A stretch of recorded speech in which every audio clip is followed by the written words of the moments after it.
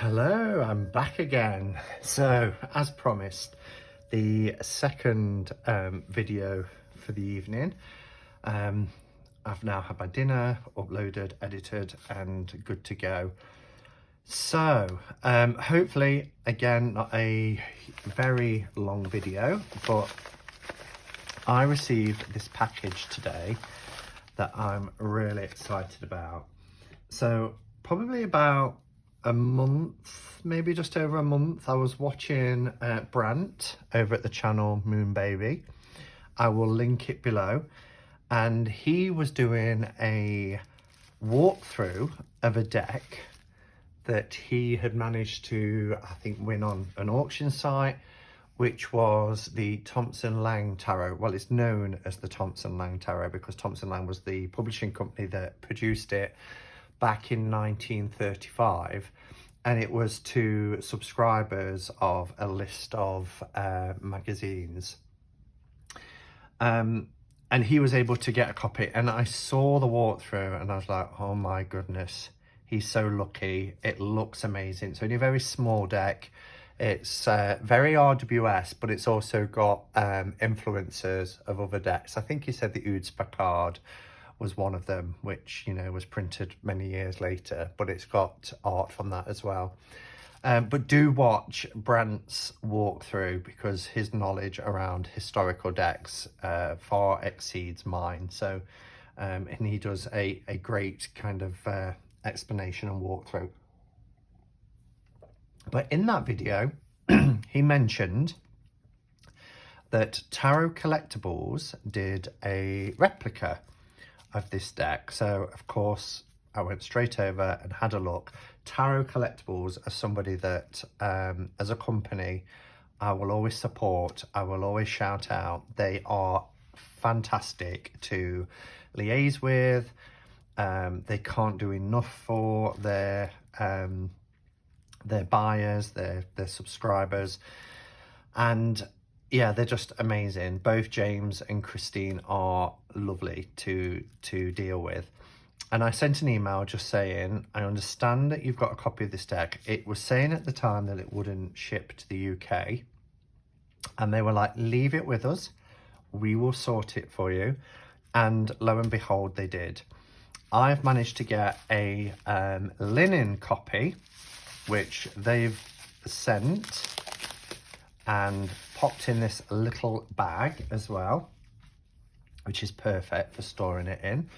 And Christine was saying, because she's got the original, that side by side, having the linen copy in her hand, she couldn't tell a difference, you know. So this is as good as being able to get the 1935 deck. I just want to mention this because they've sent a few little bits. So there's some stickers, which is just lovely. There is a bookmark here. This is the latest deck they're working on, which is the Psychedelic Space Tarot, which looks awesome. What's this? Oh, this is a little kind of compliment slip. Thanks for your continued interest in our cards and support, Simon.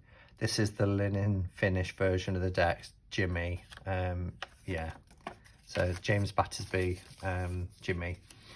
And I like this. So they put this little booklet in, but it's also a little white book to include for the standard meanings of the Waite-Smith Tarot. So there's just a little bit here about them. A decade of divination.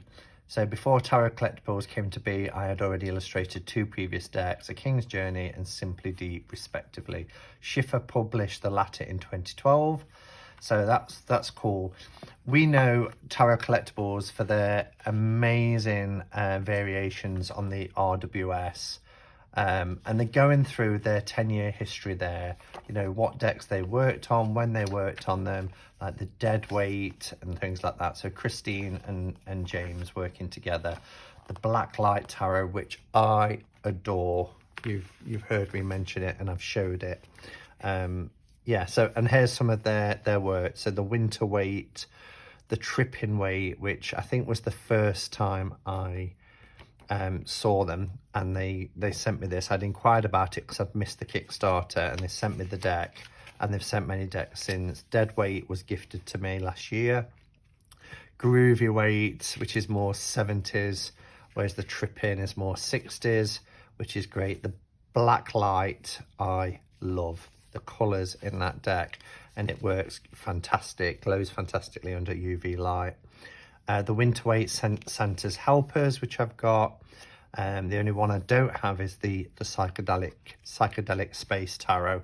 And then we've got the Quick Guide to Tarot. So it's just a sentence or so for each of the cards, which is a good little white book to keep if you just want something quick, you know, when you're pulling cards and you're learning the meanings. Then that's great. It's great to have.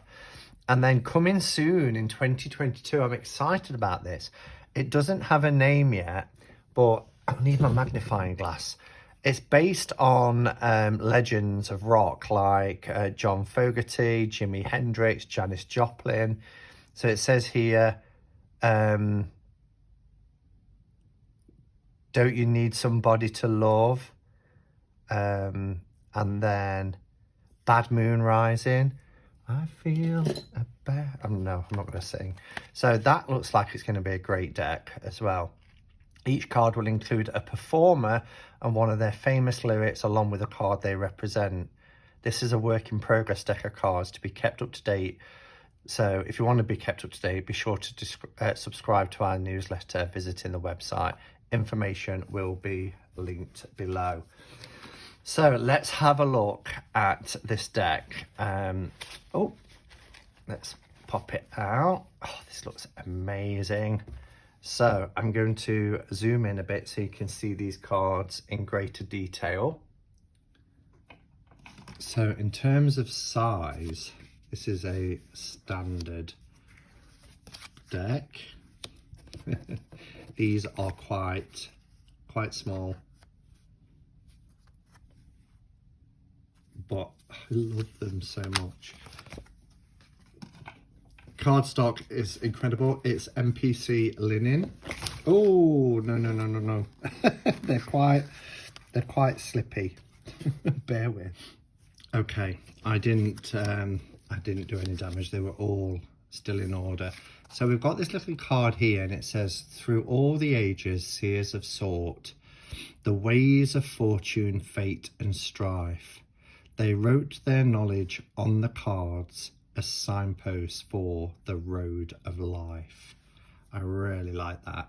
And this card does also appear in the original. These are the backs. Don't know if you can see the linen finish, just gorgeous. These feel really, really lovely. Now, these cards here appear in the little white book. So with the exception of this one, which is about tarot collectibles. So it says, we hope you enjoy the deck. Check out our free downloadable Thomson-Leng PDF on our website. So there's a PDF there. And then we've got some writings from the little white book here. The Lover's Guide, the Mystic Seven, and the Eastern Cross Method. And then there's the spreads that you can use. So the spread is on the front with the how to use it on the back. The Mystic Sevens is there. And I love its kind of age like the little white book is. So there you go. That's taken from the book. So let's have a look at the cards here. Oh, the colours are really vivid, which is just adorable. The clarity is really nice as well. We have Great Priestess. Rather than Roman numerals, we have the numbers.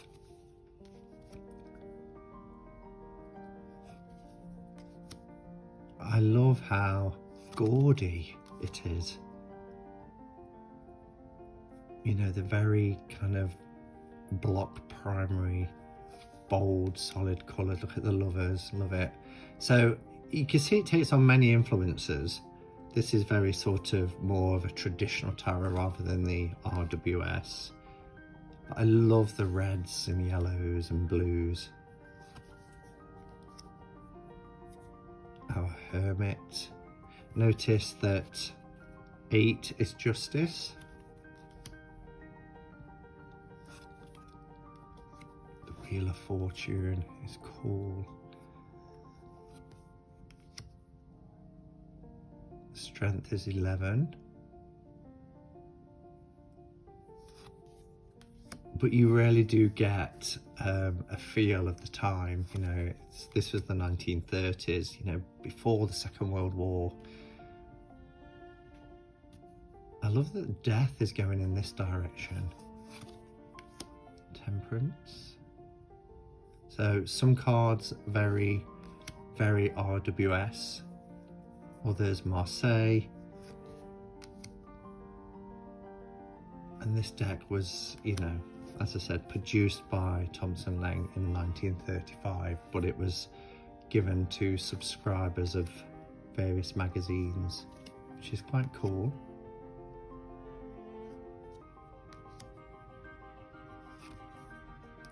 So, as is with some decks, the Fool here is numbered, you know.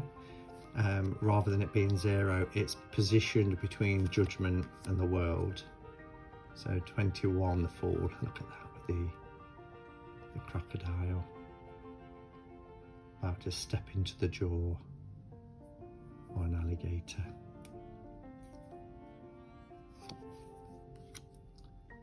And then we have 22. Now, Brant was saying in his video that the cups represented air and the swords represented water. But I feel like I can disregard that, because it's, to me, I don't really see air necessarily. It's very RWS, I love that. I get what he was saying when you get to the suits, the swords in all through that suit, there's lots of water around, but I can use this, you know, in the way that, you know, I'm used to, with having cups being water, being about emotions. These are like old sort of 1930s postcards as well, aren't they? Page of Cups there is just smelling the flowers. No fishes. No fish. Fishes. Oh dear. We have pence, which makes me laugh because, you know, I often shorten pentacles if I'm typing to people. I'll say pence, but it's P-E-N-T-S. But pence, like coins, pence, 10 pence.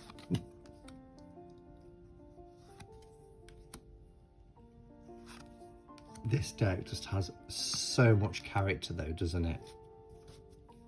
I love it.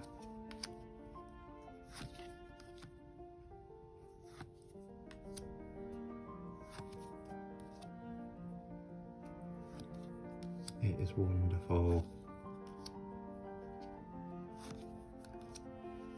And I'm so pleased that you can still get a copy that is, you know, such a good rendition of the original. Look at that. Look how dramatic that card is. 2 of Swords. Wow. The sky. So I get what Brant is saying. There's lots of water in almost all of the cards, but you know, I can still see this as air.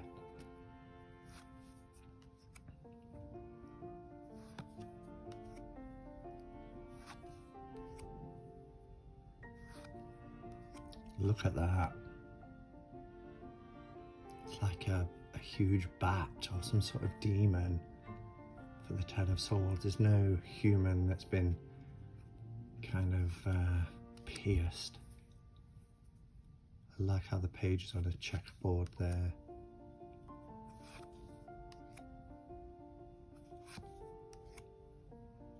clarity in this deck is wonderful. We have our rods.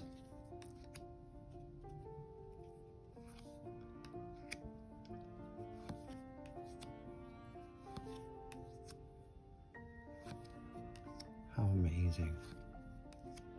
The rods are quite pippish, aren't they?